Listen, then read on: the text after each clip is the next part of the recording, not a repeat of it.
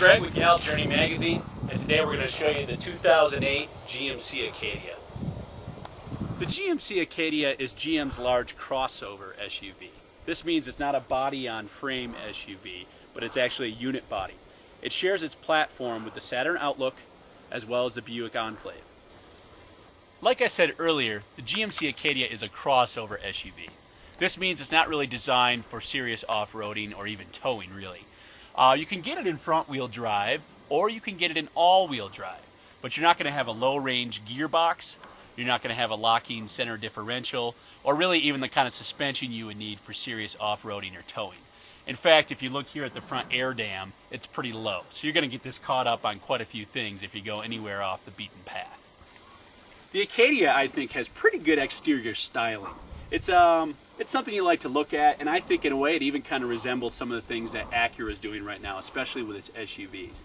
But really, when it comes to the Acadia and the Buick Enclave, people really want to know, what are the capacities of this thing? How many people can it hold, and how much space does it have in the back row and also behind the back row? So we're going to go to the back right now, and I'm going to show you what kind of storage this has. Now the big question with SUVs this size is, what can I haul? It's a decent amount of storage behind the third row. Now you're going to notice, with a suitcase I had to stand this one up. That's going to block your sight lines looking back. Now if we get these out of the way, the Acadia also has a shallow tray here for storing jumper cables, road flares, anything like that. It also comes with this cargo net, and it has included latches right here, so you can also put that back for keeping your groceries from sliding around and things like that. Now the third row can also be lowered right from the back. First you put down the headrests, pull back on this lever here and push, and it increases your cargo capacity immensely, but you lose that 6 and almost 7 passenger capacity when you do that. Now the Acadia is a pretty comfortable place for the second row. You can get this with a bench for a little bit more capacity, or you can get it with the captain's chairs like we have here.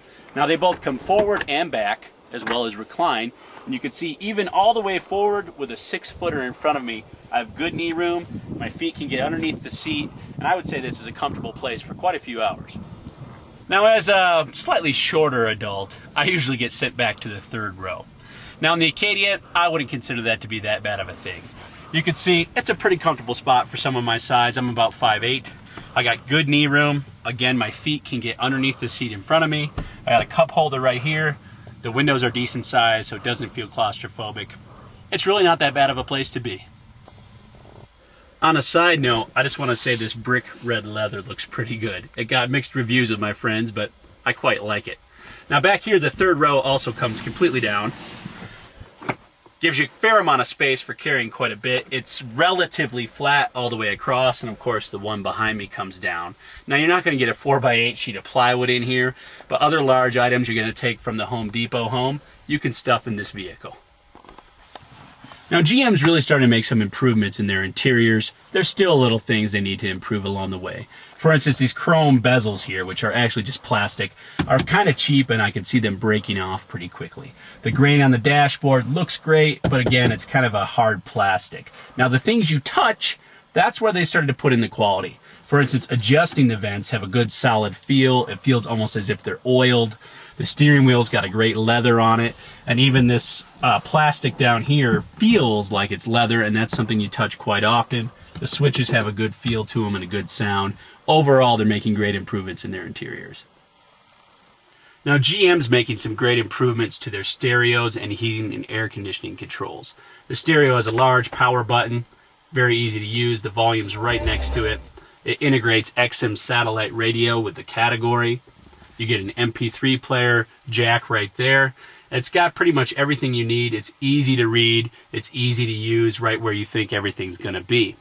Also, it comes with dual climate zone, which it's really a great feature. I'm not sure why everybody just doesn't put it in cars now. My wife is usually cold. This allows me to give her a little bit higher temperature for her and a little bit cooler temperature for myself. In between the seats in the front, you're going to find a good amount of storage in the Acadia. This flips up, which allows you to have your basic storage there. It also moves back, which you can use to adjust your armrests, and it also gives you access to this little area here. This comes out, and actually there's quite a bit of storage down here in this well. And also down there you'll find an auxiliary power jack for powering your MP3 player or anything else you need to power. Now, being up in the mountains, sometimes you want your transmission to just hold the gear so it's not hunting. The 6-speed in the Acadia can be used in a Tiptronic mode. It's got a plus and minus button here that allow you to select the gears you'd like. And then over here in the dash, it tells you what gear you're in. So I'm going to go to a lower gear to give me a little bit of engine braking going down this hill. And of course, I could ask it to hold that while going up a hill too. So if you're in the market for a large SUV, the GMC Acadia is definitely worth checking out.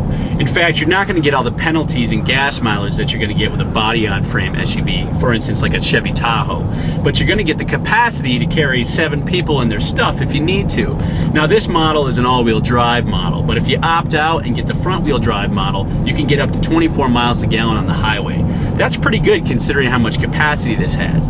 When you factor in the exterior styling, a good powertrain, and a nice interior, it really is worth checking out. So special thanks to Rico Auto Complex. Stay tuned for our next review.